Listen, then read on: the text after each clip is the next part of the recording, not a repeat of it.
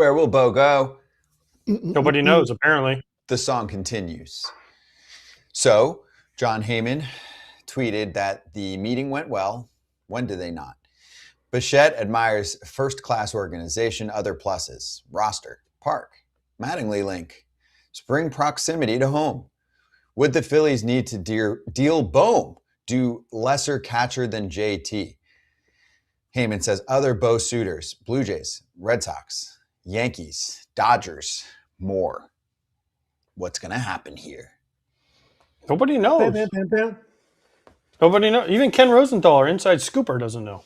Of course. You know what? I want to cue this clip. Because my thing is like, okay, the Phillies, they don't have an immediate fit. So it kind of goes back to what Kratz asked Ken, is with Stott and Bohm and Trey Turner and Bryce. Okay, their infield is kind of set unless they make a move of one of those guys. And They then would. They would, okay, but then so let's say they do sign Bo. They move Bohm, okay? Mm-hmm. Then Bo plays third, I guess. Mm-hmm. Okay, fine. But then you're probably not bringing back JT, so then you got to go get a catcher. Mm-hmm. There's a lot of pieces to this. That's why I asked the other day, where does he fit on teams when you start digging through teams without moves having to be made? And that's where the market is like, it's interesting, especially if he's not going to play shortstop. Shortstop is a different animal, but if he's playing second, it's a different market. It is, but all of those teams make sense. They just might have to do some maneuvering. On the Phillies topic, the Phillies show, part of the FT network, discussed how this recruiting is being put together by the Phillies organization, and there are always players involved for the superstars, but they might actually be pushing some of their friends out. I think it was Heyman reported that Phillies players have been texting Bo Bichette during his wedding. JT is one of the most beloved guys in that clubhouse, has everybody's back. I can't believe that sits well with him hearing that. No, well, but I don't know if the players really understand that it's an either-or thing. Yeah, they don't care about that. They think that there's a good player out there to get. They're trying to go get it.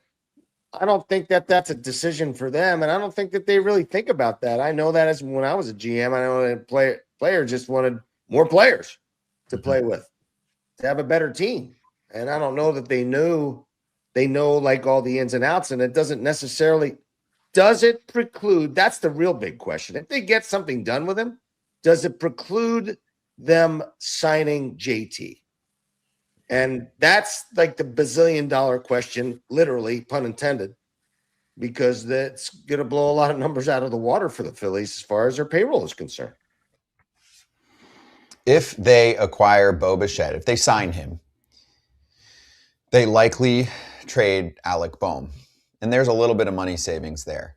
I'm actually still in the camp that money does grow on trees for Phillies owner John Middleton, and that he would bring back JT Realmuto and sign Bo Bichette in the right circumstance. But for more, let's go to our Pennsylvania reporter, Eric Kratz, to get his thoughts. Eric, do you think there is any case where Bo Bichette signs with the Phillies and JT Realmuto also signs with the Phillies, or is it one or the other? JT apparently doesn't have the crazy market out there, and he knows he's towards the later stages of his career. He probably only wants to go to certain places, but it's not like they're about to sign him to $100 million. I don't even think he's getting $50 million. And again, I know this is massive money, but for the Phillies, is it massive money?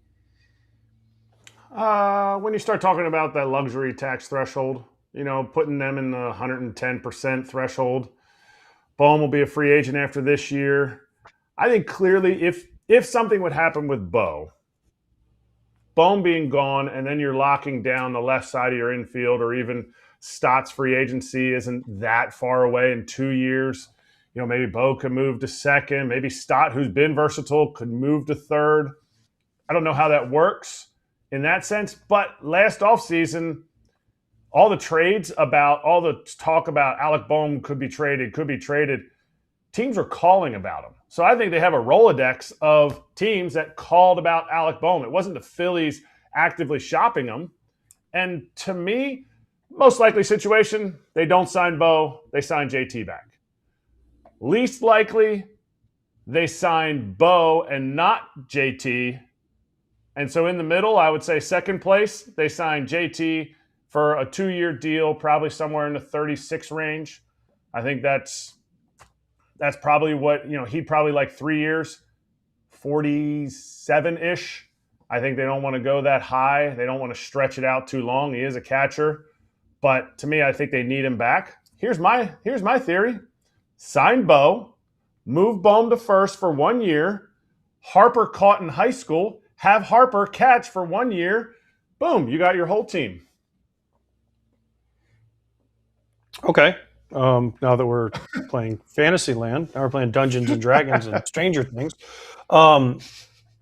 Here's why I think the Phillies can sign both. What's happening at the end of this year? CBA. What's more than likely going to happen? I don't think that. Are you going to say cap? No. I think But the I think the luxury luxury tax, tax number will go up. Yeah, but I think The they're number gonna, will go up. I And I think- bet you there will be a provision in there. And I don't know this, but this is me spitballing here. Mhm.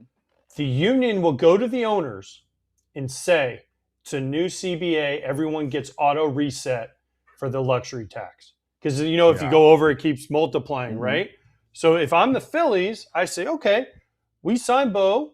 We signed JT. We only have to eat it for possibly 1 year.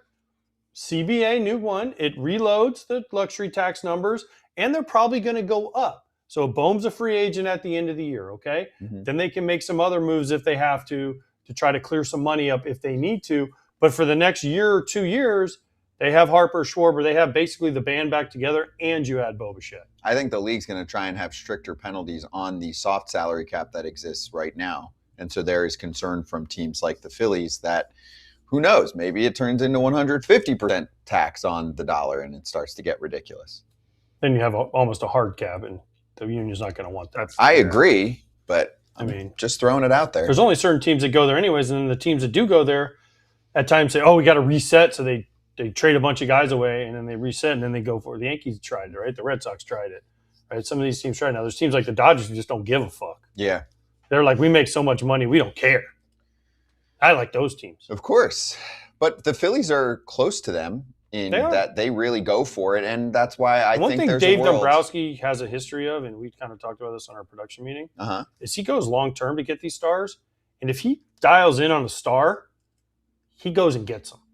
Trey Turner, Bryce Harper, all these guys. Like if he believes in this guy, Schwarber this year, if he's like, this guy's a star and can definitely help us get to the World Series and have a chance, he usually doesn't miss. He also likes to get things done, and this has been Yes. frustrating because it's taking a while for them to figure out the Realmuto situation. Hey, that's JT's right. He's in free agency. Maybe a team swoops in, but I do think they want to start getting a move on finishing up the pieces of their offseason.